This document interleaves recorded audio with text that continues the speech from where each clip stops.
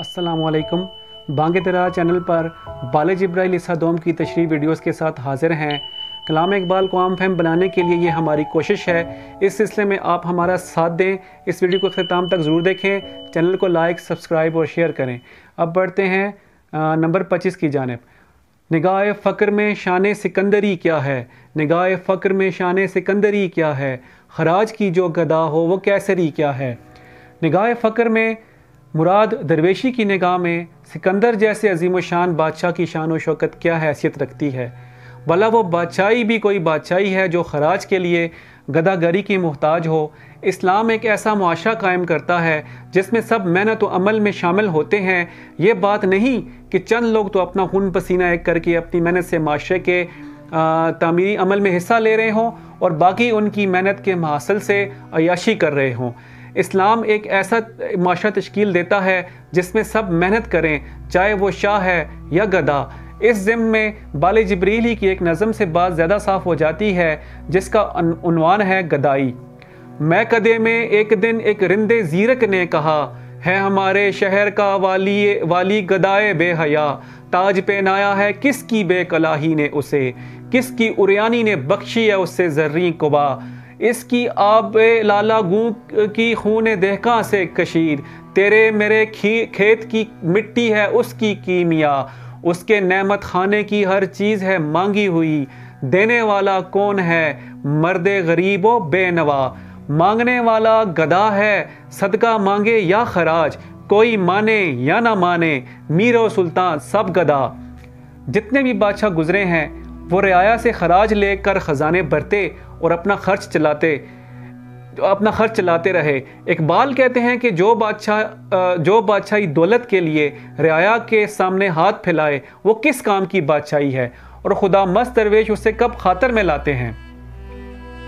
बुतों से तुझको उम्मीदें खुदा से नोमेदी, मुझे बता तो सही और काफरी क्या है। तू बुतों से तो उम्मीदें लगाए बैठा है और खुदा की रहमत से मायूस हुआ बैठा है।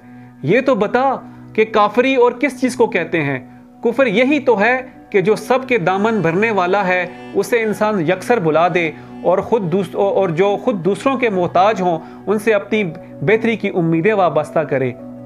फलक ने उनको अता की है ख्वाजगी के जिन्हें खबर नहीं रवशे बंदा परवरी क्या है।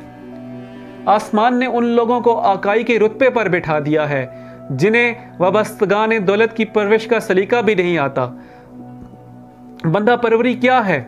हज़रत उमर रज़ी अल्लाह ताला अन्हु जो 22 लाख मुरब्बा मील पर हुक्मरानी करते थे, उनकी हुक्मरानी का क्या अंदाज था। मदीने की गलियों में चक्कर लगाते और ज़रूरतमंदों की हाजात खुद अपने हाथों से पूरी करते। इस ज़िमन में अपने माहतहतों की मदद भी ना लेते कि ये मेरी जिम्मेदारी है और बरोज़ क़यामत मुझसे सवाल होगा। मैं अपने कांधों पर बोरियां रखकर ज़रूरतमंदों को पहुंचाते। ये है बंदा परवरी की हकीकी मिसाल। शेर का मफहूम कुछ ये निकलता है कि जो लोग इतने नालायक हैं कि आकाई के आम तौर अतवार से भी वाकिफ नहीं, वो बरसर इक़्तिदार हैं और जो काबिल हैं उनके जोहरों की कीमत और कदर पहचानने वाला ही कोई नहीं। फ़कत निगाह से होता है फैसला दिल का, ना हो निगाह में शोखी तो दिल बरी क्या है। दिल का फैसला तो एक निगाह पर मुनहसर है। जिस निगाह में शोखी ना पाई जाए उसे दिलबरी की निगाह नहीं कह सकते। जब तक किसी शख्स में कमाल ना हो लोग उसकी तरफ रुजू नहीं करते। इसी खता से अताब ए मलूक है मुझ पर, इसी खता से अताब ए मलूक है मुझ पर, मैं जानता हूँ माल सिकंदरी क्या है। मैं बादशाहों के इताब का निशाना इसीलिए हूँ कि मुझे बादशाही का इंजाम मालूम है। मैं जानता हूँ कि बादशाही के तौर तरीके ज़्यादा देर तक नहीं चल सकते। यह हिसार, ये ढांचा बहुत जल्द टूटने वाला है। बादशाहों को चाहिए कि खुद इस अंजाम को पेश नज़र रखें और अपनी इस्लाह करें और दुरुस्त रवश बंदा परवरी को इख्तियार करें। लेकिन उनकी हालत यह है कि बजाय अपनी इस्लाह के मुझे कसूरवार करार देकर अताब का निशाना बना रहे हैं। किसे नहीं है तमन्नाए सरवरी लेकिन, किसे नहीं है तमन्नाए सरवरी लेकिन, खुदी की मौत हो जिसमें वो सरवरी क्या है। किसे नहीं है तमन्नाए सरवरी लेकिन मुराद कौन नहीं चाहता कि उसे सरदारी का रुतबा मिले, लेकिन जिस सरदारी में खुदी पर मौत तारी हो जाए वो किस काम की है। हकीकी सरदारी वही है जिसमें इंसान की खुदी पर कोई जद ना पड़े। खुश आ गई है जहाँ को कलंदरी मेरी, वगरना शेर मेरा क्या है शायरी क्या है। दुनिया को मेरी कलंदरी, खुदा मस्ती और दरवेशी पसंद आ गई है, और यही वजह है कि मेरी शायरी को, मेरी नवा को लोग कदर की निगाह से देखते हैं, वरना मेरा शेर क्या है और शायरी क्या है।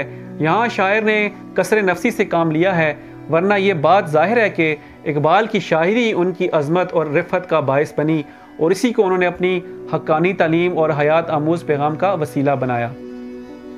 ये बाले जिब्रील इसा दोम का 25वां टुकड़ा था। मज़ीद कलाम इकबाल के लिए बांगे दरा को लाइक, सब्सक्राइब और शेयर करें।